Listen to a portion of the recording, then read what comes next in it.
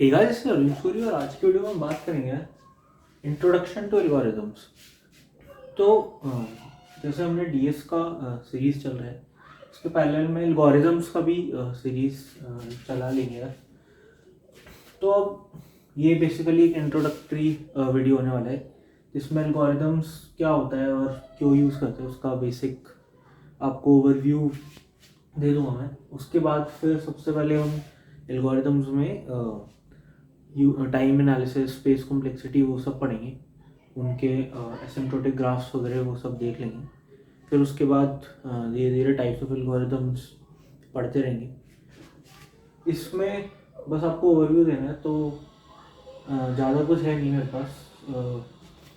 Set of instructions को अगर आप दे दोगे कंप्यूटर को कोई भी प्रॉब्लम सॉल्व करने को, ठीक है, कि भाई ये चीज़ें ये आप कर दो और ये प्रॉब्लम सॉल्व हो जाएगी, उसको एल्गोरिदम कहेंगे। अब एल्गोरिदम के काफ़ी सारे टाइप्स होते हैं, ठीक है, और टाइप्स भी काफ़ी सारे फ्रेगमेंट्स में डिवाइडेड होते हैं, तो वो आप पढ़ सकते हो। बट मेजरली मैं आपको बता देता हूँ जो इम्पॉर्टेंट रहता है, जो हम पढ़ने वाले हैं, तो वो ये सारे टाइप्स रहेंगे जो हम पढ़ने वाले हैं। मतलब कि डिज़ाइन मेथड से हम सॉर्ट कर रहे हैं एल्गोरिदम्स को भी कौन कौन सी होती हैं।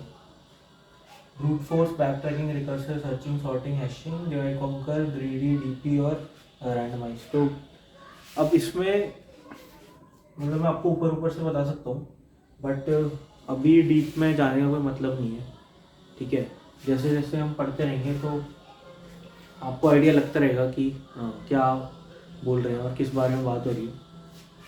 तो ब्रूट फोर्स बेसिकली कोई भी आपको प्रॉब्लम दी जाती है और जो भी आपका नाइव अप्रोच होएगी, मतलब एकदम फर्स्ट प्रिंसिपल से कोई प्रॉब्लम जो आप सॉल्व करने जाओगे तो वो आपकी ब्रूट फोर्स अप्रोच होने वाली है, ठीक है।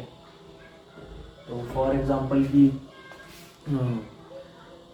कोई भी जैसे 100 रूम्स है हमारे पास, और ऐसे बोल सकते हैं कि 5 कीज़ हैं, तो अब उस 5 कीज़ में से फिर आपको सेलेक्ट करना है कि कौन सी की, और मतलब एक ही की एक रूम को खोल पाएगी वो आपको चेक करना है। तो हर की को आपको लगा के देखना पड़ेगा सारे गेट्स में, तो कोई एक की होगी जो खोल पाएगी सबको, तो वो आपका आंसर होगा। तो बेसिकली कोई भी ट्रिवियल काम बार बार आप करोगे तो उसको ब्रूट फोर्स में आप काउंट कर सकते हो। बैक ट्रैकिंग होगा कि अब ये बैक ट्रैकिंग और रिकर्सिव मतलब हैंड इन हैंड जाते हैं। तो रिकर्शन होता है कि कोई एक काम है वो आपने किया, फिर उसको छोटे पार्ट में आप तोड़ोगे, फिर वही काम उस छोटे पार्ट के लिए करोगे।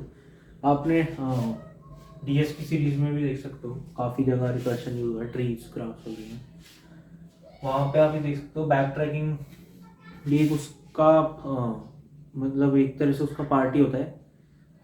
कोई कोई भी एक प्रॉब्लम है उसमें आप उसके जो भी वेज हैं सॉल्व करने के, तो इसका एक काफ़ी फेमस प्रॉब्लम रहता है, नाइट वाला प्रॉब्लम रहता है एक।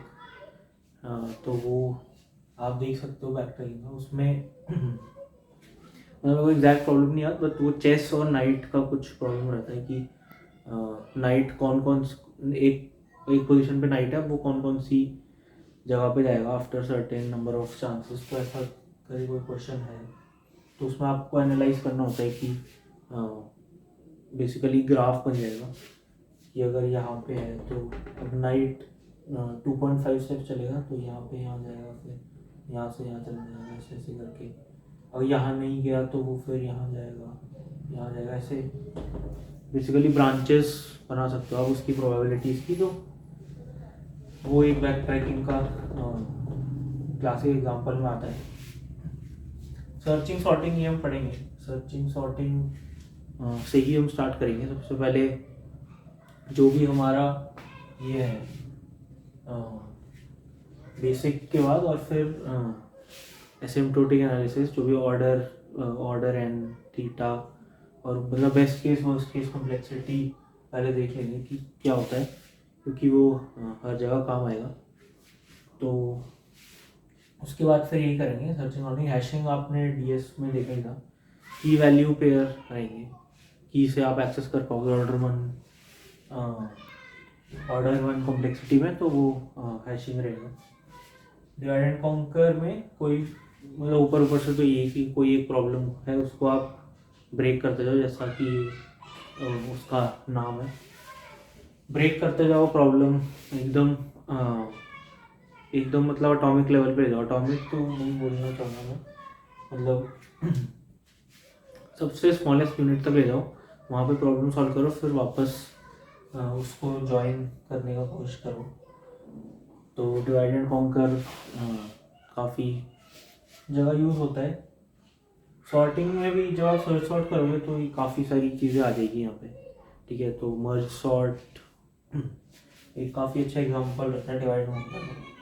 ग्रीडी में कुछ नहीं होता, ग्रीडी होता है कि एक किसी भी स्टेप पे हो प्रॉब्लम में, और वहाँ पे आपको सबसे कन्वीनियंट पाथ चूज़ करना है जो उस पॉइंट पे आपको लग रहा है, ठीक है। आपको पूरा एंड तक नहीं देखना, आगे का नहीं देखना, उस पॉइंट पे जो भी आपको कन्वीनियंट पाथ लग रहा है वो लोगे। फिर आप नए पॉइंट पे पहुँच गए, वहाँ आपको जो कन्वीनियंट पाथ लग रहा है वो लोगे। कन्वीनियंट पाथ एज इन कि सबसे कम कॉस्ट वाला पाथ। अब कॉस्ट मतलब कंप्यूटर्स की लैंग्वेज में कॉस्ट काफ़ी चीज़ों में हम कॉस्ट यूज़ कर देते हैं। तो space complexity, time complexity, basically हर चीज़ की कॉस्ट होएगी कंप्यूटर्स में। जैसे अगर आप मेमोरी ज़्यादा ले रहे हो, ठीक है, तो वहाँ पे एक तो एक्चुअल कॉस्ट तो आएगी आएगी, मतलब डॉलर कॉस्ट तो आएगी आएगी, बट टाइम को भी हम कॉस्ट कंसिडर करते हैं कि अगर टाइम ज़्यादा लग रहा है, ठीक है, तो उसको भी हम कॉस्ट कंसिडर करेंगे कि इतने टाइम तक हमारे रिसोर्सेज बुक्ड रहने वाले हैं इस एल्गोरिथम के साथ। तो उससे बेटर अगर आप लिख सकते हो कोई भी एल्गोरिथम या आपका कोड ऑप्टिमाइज कर सकते हो तो आपको करना चाहिए। Divide and conquer, greedy, DP और रैंडमाइज। तो डीपी मतलब ये काफ़ी इंपॉर्टेंट होता है। इसके मतलब इसका जितना प्रैक्टिस आप करोगे अपने एंड पे, उतना ही आपको पैटर्न्स वगैरह समझ में आने लगेंगे। कोई भी नया क्वेश्चन उससे जो भी आपके पैटर्न है उनसे मिलता जुलता आएगा, फिर आप वो सॉल्व जल्दी कर पाओगे। तो सबसे ज़्यादा प्रैक्टिस इसकी करनी पड़ती है। तो इसके भी काफ़ी क्वेश्चंस कर लेंगे, और फिर मतलब आपकी प्रैक्टिस पे जितना करोगे उतना बेटर हो जाओगे। डीपी में कुछ नहीं है, डीपी में हम बोलते हैं कि कोई भी एक प्रॉब्लम है, अब हो सकता है कि उस प्रॉब्लम में आगे जब हम बढ़ रहे हैं तो कोई ऐसी चीज़ हम रिपीट करें जो हमने पहले ही सॉल्व कर रखी है, ठीक है। हो सकता है कि 2+2 हमको दोबारा करना पड़ रहा है जो कि हमने पहले किया था, तो हम इसमें कुछ नहीं कहते, हम कहते कि यार अगर पहले ही किया था तो उसको कहीं स्टोर करा लो। स्टोर करा लोगे तो कहीं भी बाद में जब ज़रूरत पड़ेगी आगे तो उसी को यूज़ कर लेना, ठीक है।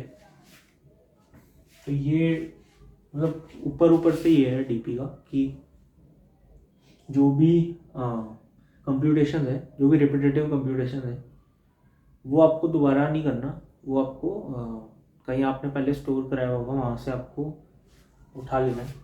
तो ये डीपी हो जाएगा। रैंडमाइज्ड में, अब रैंडमाइज्ड में मतलब इसके ज़्यादा क्वेश्चन वैसे रहते नहीं है, रहते हैं बट इतना मेन स्ट्रीम में नहीं आता। बट ये रैंडम नंबर आप जनरेट करवा, इसके भी क्वेश्चन देख लेंगे एक दो, बट मेजर इतना ही रहता है। तो ये रहता है कि रैंडम नंबर आप कोई भी जनरेट कराओगे और वहाँ से कोशिश करोगे प्रॉब्लम सॉल्व करने की, ठीक है। जैसे शायद डाइस रोलिंग और उन सब में काफ़ी काम आ सकता है।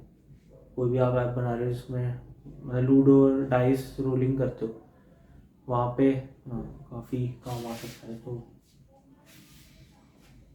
ये देख लेंगे पूरा। और फिर एनालिसिस में क्या है, एनालिसिस में वही जो मैंने बताया था, वर्स्ट, एवरेज, बेस्ट, 3 केस देख लेंगे। 3 नहीं होते हैं मोस्टली, सबसे इम्पोर्टेंट तो वर्स्ट केस रहता है। वर्स्ट केस, उसके बाद फिर बेस्ट केस, मतलब एवरेज इतना नहीं रहता। वर्स्ट केस बेस्ट केस आपको पता होना चाहिए, जो भी मतलब स्टैंडर्ड एल्गोरिथम्स है उनका आपको पता होना चाहिए। और कोई भी आपने जैसे कोड लिखा, ठीक है, कहीं पे भी आप लिख रहे हो कोड, और अगर आपसे कोई उसका कॉम्प्लेक्सिटी पूछे तो मतलब वो आपको निकालनी आनी चाहिए। तो मतलब कभी भी आप इंटरव्यू में कहीं भी कोड लिखोगे तो आपने सॉल्व तो कर दिया क्वेश्चन, फिर अगर आपसे पूछेगी इसकी टाइम कॉम्प्लेक्सिटी क्या है वर्स्ट केस, तो आपको बताना आना चाहिए बेस्ट केस क्या है, वो बताना आना चाहिए। स्पेस कॉम्प्लेक्सिटी क्या है, बेस्ट केस वर्स्ट केस, वो सब बताना आना चाहिए। तो ये देख लेंगे। उसके बाद तो अप्रोचेज है, मतलब टॉप डाउन बॉटम अप, ये तो आपने ट्रीज वगैरह में हमने काफ़ी देखा था। जब भी टॉप डाउन मतलब कोई भी अप्रोच ट्री की ले रहे हैं, इसको ऐसे देख लेते हैं कि pre order traversal, in order और पोस्ट ऑर्डर, 3 थे ट्री के ट्रेवर्सल। प्री ऑर्डर क्या था कि पहले ऊपर वाला, फिर लेफ्ट, फिर राइट, यही था। तो वो हो जाएगी top down approach. Bottom up क्या होगी, पोस्ट ऑर्डर। पोस्ट ऑर्डर क्या होगा, पहले अगर ये ट्री है, पोस्ट ऑर्डर है ये फिर ये, पहले left sub tree, right sub tree, फिर उसका टॉप मोस्ट नोड, ये हो जाएगा आपका पोस्ट ऑर्डर रिवर्सल। तो ये बॉटम अप में आ जाएगा। थोड़ा सा बस ओवरव्यू देना था इस वीडियो में। इसके बाद हम टाइम कॉम्प्लेक्सिटी से स्टार्ट कर लेंगे कि क्या होता है टाइम कॉम्प्लेक्सिटी और क्यों निकालना ज़रूरी है, वो सब डिस्कस कर लेंगे। उसके बाद सबसे पहले सर्चिंग सॉर्टिंग के करेंगे काफ़ी क्वेश्चंस। तो सॉर्टिंग एक स्टैंडर्ड जो भी सॉर्टिंग एल्गोरिथम है वो सब कर लेंगे। बाकी इसमें कोई डाउट हो या फिर डीएस की जो सीरीज है तो उसमें हमने ग्राफ तक कवर कर लिया है, उसके ऊपर बी ट्रीज वगैरह और मतलब एडवांस डेटा स्ट्रक्चर आते हैं तो वो देख लेंगे। पहले इसको भी कर लेते हैं पैरेलल में। तो अगर मतलब वहाँ तक भी जैसे जो क्वेश्चन के अलावा और काफ़ी प्रैक्टिस करते रहोगे तो आपका लॉजिक बिल्डिंग बनते रहेगा। तो मतलब उससे रिलेटेड कोई भी क्वेश्चन आता है तो आप वो सॉल्व कर पाओगे। बाकी तो फिर आपका प्रैक्टिस ही है। इसमें कोई डाउट हो तो आप पूछ सकते हो। बाकी स्टार्ट करते हैं इसमें फिर एनालिसिस से नेक्स्ट वीडियो में। तब तक के लिए आपको